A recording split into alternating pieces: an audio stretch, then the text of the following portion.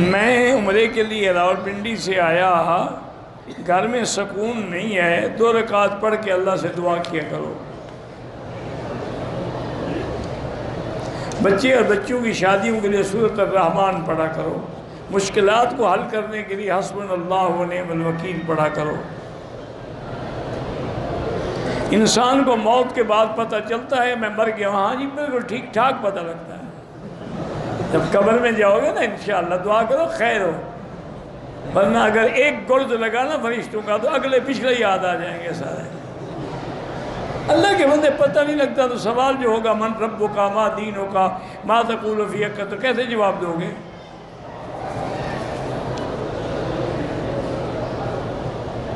عمرے کے لیے آیا، ہوٹل پہنچ گیا، سو گیا، میرے سونے کے دوران کمبل ڈال دیا، کچھ نہیں ہوتا۔ میں رشتہ داروں کے ساتھ اچھی کرتا ہوں، اچھی نہیں کرتا، یہی تو نیکی ہے کہ سل من قطعک۔ حضور نے فرمایا ان سے جوڑو جو تم سے توڑتے ہیں، جوڑنے والوں سے تو سب جوڑتے ہیں۔ آب زمزم مدینے کی کھجوریں دفتر میں عیسائی ہندو کام دے سکتے ہیں، مسجد نبوی میں صرف میں امام صاحب کھڑے ہوتے ہیں، نمازی بھی کھڑے ہو کر نماز پڑھ لیتے ہیں۔ مجھے سمجھ نہیں ہے آپ کیا کہہ رہے ہیں۔ اگر وہ محراب بڑا ہے تو امام کے ساتھ بھی کھڑے ہو سکتے ہیں۔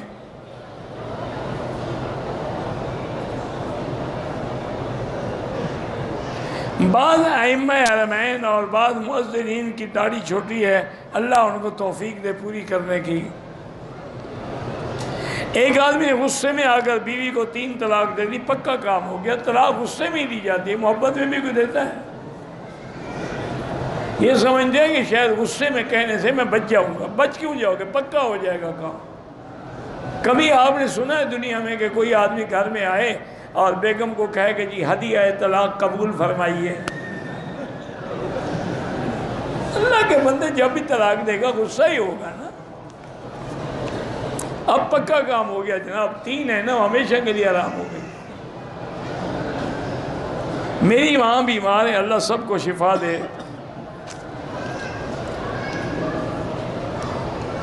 میری بیٹی ہے، میرے شوہر کو بیٹے پسند ہیں۔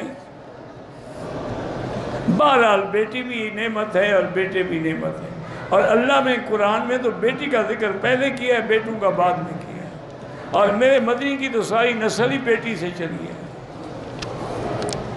اگر بیٹی سے نفرت کرو گے تو تم پیدا کہاں سے ہوئے ہو؟ تمہاری ماں بھی تو کسی کی بیٹی تھی۔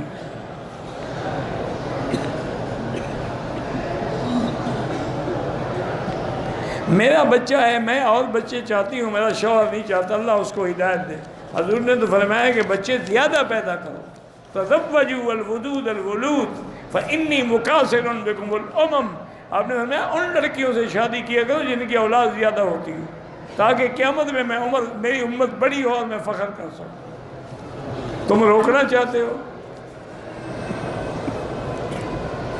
پاکستان سے احرام نہیں باندھا، عمرہ بھی کرو، دم بھی ادا کرو۔ اگر حالت احرام میں بدن کو کھجایا کوئی بات نہیں، سے پہلے مقام ابراہیم سے نہیں، حجر اسود کے سامنے استلام کر کے صفا کی طرف چلا جائے۔ اگر نہیں کیا تب بھی اس پر کوئی تب نہیں ہے۔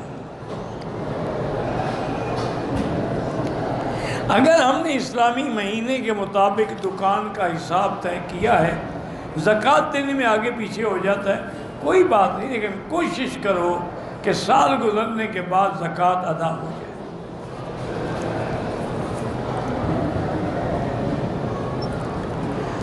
گاہک کو بتانا جائز ہے کہ یہ چیز اتنے میں پڑتی، کوئی ضروری نہیں، صرف یہ ہے کہ دھوکہ نہ دو اس کو، غداری نہ کرو، خیانت نہ کرو، کہ اس میں اگر کوئی نقص ہے تو گاہک کو بتا دو، باقی تمہاری مرضی، تم 10 کلو 100 کی بیچ دو، اس کو بتانے کی کوئی ضرورت نہیں۔ ہاں اگر تمہارے کپڑے میں نقص ہے پھر بتانا ضروری ہے۔ حضرت امام ابو حنیفہ رحمۃ اللہ علیہ اپنے زمانے میں کپڑے کے بہت بڑے تاجر تھے۔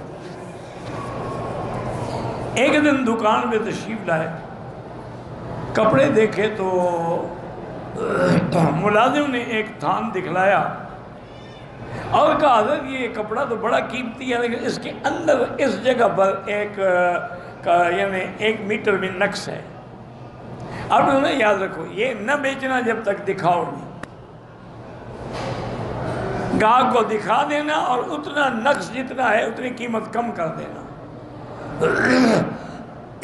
پھر بیچنا. چلے گئے. سال گزر گیا. آپ نے بلایا. آپ نے فرمایا ہاں بھائی اس سال کتنا نفع ہوا؟ اس نے کہا جی 40,000 درہم. فرمایا وہ ایک کپڑا میں نے تمہیں بتایا تھا وہ جو بیچا تو بتایا. انہوں نے کہا حضرت میں تو بھول گیا. تھان لینے والے لوگ آتے تھے 10 تھان دے دو 2 دے دو 4 دے دو تو تھان کھول کے دکھانا میں بھول گیا. اور پھر میں 40,000 درہم سارا خیرات کر دوں. میں یہ پیسے گھر میں نہیں لانا چاہتا. اس میں مال مشتبہ تو مل گیا ہے نا. یہ ان کی احتیاط. یہی وجہ ہے کہ آج کل سرکاری ملازم بڑی تنخواہیں ہیں برکت کوئی نہیں. وجہ کیا ہے کہ اس میں سگریٹ کا ٹیکس بھی ہے شراب کا ٹیکس بھی ہے کنجریوں کا ٹیکس بھی ہے. وہ بھی تو خزانے میں آ رہا ہے نا. تو اگر ایک قطرہ اتنے بڑے مٹکے دودھ کے ڈال دو پیشاب کا تو سارا مٹکا ہی ختم ہو جائے گا نا. یہی وجہ ہے کہ سرکاری ملازموں میں برکت نہیں. لاکھوں تنخواہیں پھر بھی بیچارے بھوکے ہیں.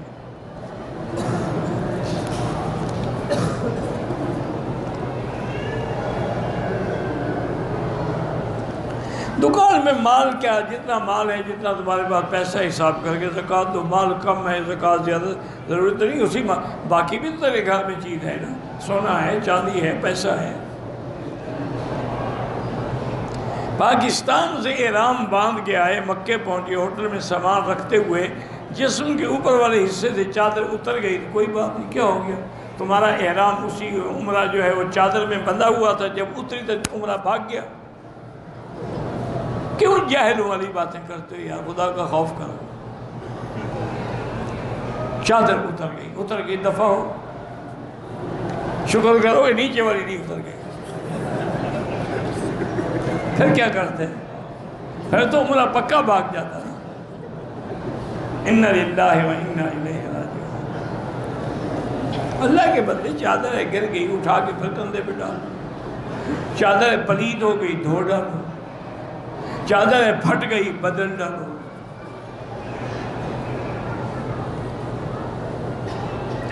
محرم باغ آتے ہوئے سڑک پر پانی کے چھینٹے پڑ گئے. چھوٹے چھوٹے داغ بھی پانی کے لگے ہیں. دم تو نہیں پڑتا لیکن کپڑے تو دھو کے نماز پڑھو. دم تو نہیں پڑتا. چھینٹے راستے میں پڑ جائے تمہارا کیا قصور ہے کہ دم پڑ جائے. نہ بکرا دے نہ روزے رکھے.